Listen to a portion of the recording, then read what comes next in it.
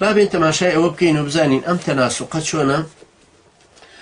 پیاوێکی بەڕێز بە ناوی مامۆستا عەلی حلمی کە میسریە، عەلی حلمی موسا، اختصاصی ئەتۆمە، فیزیای ئەتۆمی لە جامیعەی لەندەن مامۆستایە، بەهۆی حاسوبی ئەلکترۆنی و بەهۆی کۆمپیوتەرەوە.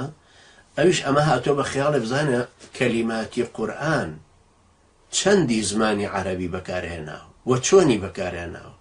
پێوترە تەناسوق، یعنی هەماهەنگی، بە فارسی بە کوردیش پێڵن گونجان و سازان. ئەم وشانە چۆن لەگەڵ یەکتری گونجاون و سازاون. جا سەیری ئەم نمونانە کە هێنمەوە ئێستا. ئەو وشانەی زمانی عەرەبی کە بەکارهێناون ناڵە موشاڵین لەفظ. لەفظ یعنی دەستەواژە. لە ئەسڵا لەفظ یعنی ئەوەی کە ئەڵێ ئاوە شتێک لە دەمت دێتە دەرەوە، ئەمە پێوترێت لەفظ، چونکە ئەشێ معنای هەبێ ئەشە معنای نەبێ. بەڵام ئەو لەفظانە کە لە قورئانە هاتوون و ئیسمن یان فعلن 51899 لەفظە جگە لە حرف. طبعا حرف حساب ناکەین، دائما کەڵین ڕیشە ئەگەڕین بۆ ڕیشەی فعل یا ئیسم. مثلا ئەڵێن زوبەردەج یان دەحرەجە ڕوباعیە لە چیمان وەرگرتو، لە کوێوە هاتوو ئەسڵەکەی.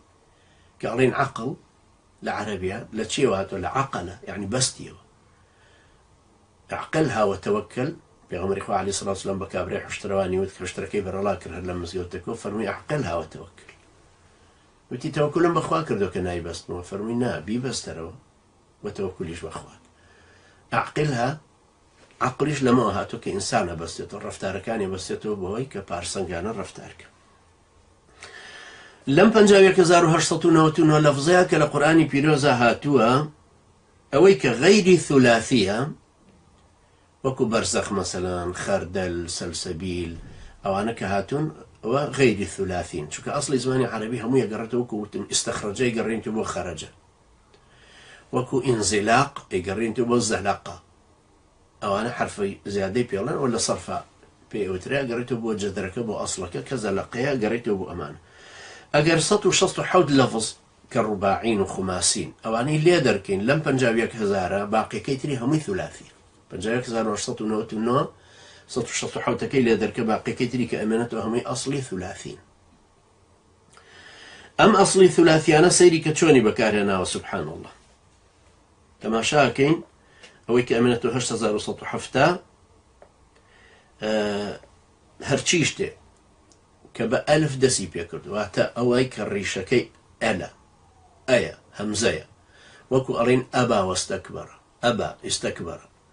ئەنجا ئەلێ، ئەلیها، ئەمانە یان ئالیها بەناو مهمەوە هەمزە بێ ئەوەڵەکەی. 8170 وشەیە. کەمترین نیسبەتی ئەوەشیان ئەنجا حرفی قافە دوای ئەو 4079ە، یعنی زۆرترین نسبە حسابەکەین. جەدەری چی زۆر تکرار بۆتەوە؟ ڕیشەی چی؟ ڕیشەی ئەوەی کە بە هەمزە دەستی پێکردو.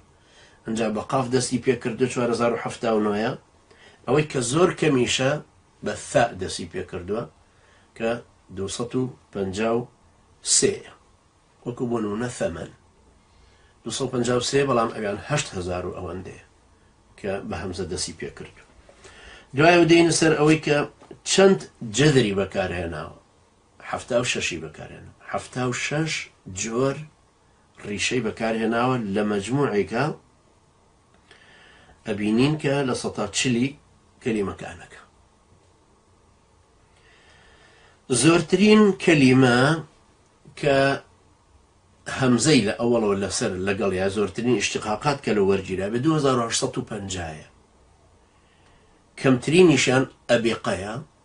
ئەبیقە یعنی تەمەڕودی کریاخی بۆ ڕای کرد، وەکو عەبدێک لە دەست سەیدەکەی ڕاکە.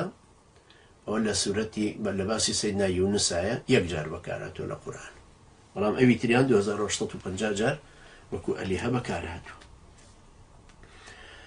ژمارەی ڕیشەی سێینەی کە بە هەمزە دەستی پێکرد بێت لە ناو معجەمی صحاح اللوغەیە جەوهەری 187.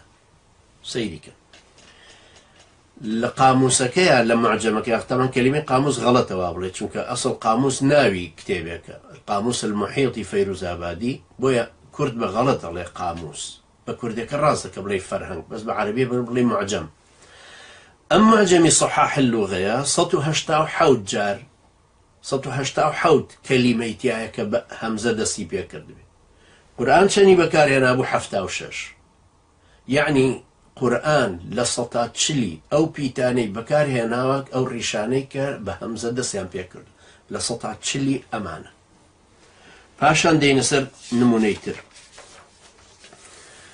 کۆی ئەو ڕیشانەی کە بە سین دەستیان پێ کردووە لە قورئانە بۆ نمونەڵین سارە 103 دانەیە مەجموعی لەم کتێبی معجەم لەم کتێبی سوحاحەیە 218 ئەمە چەندی بۆ بەکارهێناوە لە 147 یعنی چۆن لەویان لە 140 ڕیشەی حرف وشەکان کە بە هەمزە دەستی پێ کردو لە 140 سەرجەمی زمانی عەرەبی بەکارهاتووە لێرەشە ئەوەی بە پیتی سین دەستی پێ کردو و ڕیشەی کەلیمەیە کە لە هەموویە لە زمانی عەرەبیە 218 دانە هەیە قورئان 103 بەکارهێناوە واتە لە 147 ئەو لەفزانەی کە بە سین دەستیان پێ کردوواتە ڕیشەکەیان بە سین دەستی پێ کرد کۆی ڕیشەی سیانی وشەی قورئانی کە 164 و کۆی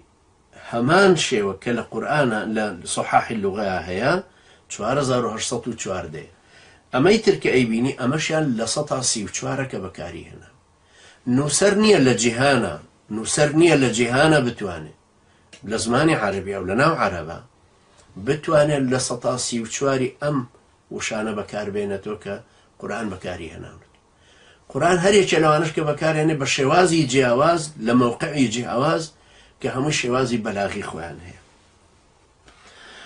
قورآن گرنگیەکە لەوەیە کە ئەم لە 134 وا بەکارهێناوە کە بواری بە هیچ کەسێکی تر نەداوە هەروەکو وتم هەرچی حساب بکەیت لە کۆنەوە هەتا ئێستا عەرەبەکان بەلیغ و ڕەوانبێژ و شاعیری وەکو متەنەبی و مەعەڕی و بەشاری بن برد و ئەوانەی تری ئەصحاب المعلقات و دواتر و ئەوانە هەرچی کۆکەیتەوە لە 105 بۆ 6 کە بەکاریان هێناوە جذری کەلیمەکان کەچی قورئان لە 134 ڕیشەی کەلیماتی عەرەبی بەکارهێناوە معناوە دەوڵەمەندترین کتێبە بە زمانی عەرەبی و ئەم کاریگەری ئەم قورئانەشە کە نەیهێشتووە ئەو هەموو لەهجەیە دروست ببێ بەڵام عەموودەکەی بۆ گرتووە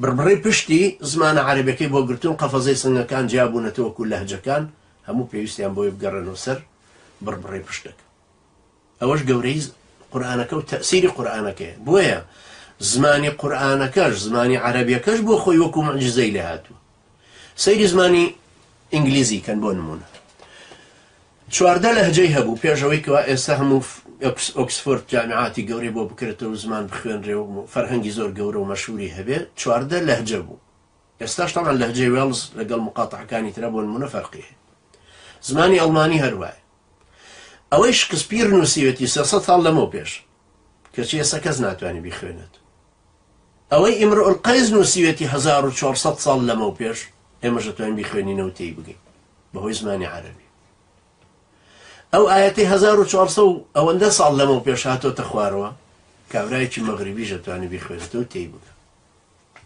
کابرایەکی ئەندۆنیسیش دەتوانێت تێی بگە ئەنجا سەیری ئەو ئیعجازە گەورەیە کە چۆن خوای پەروەردگار هەموو ئەم وشانەی ئەبە و شێوە تەرتیب کردو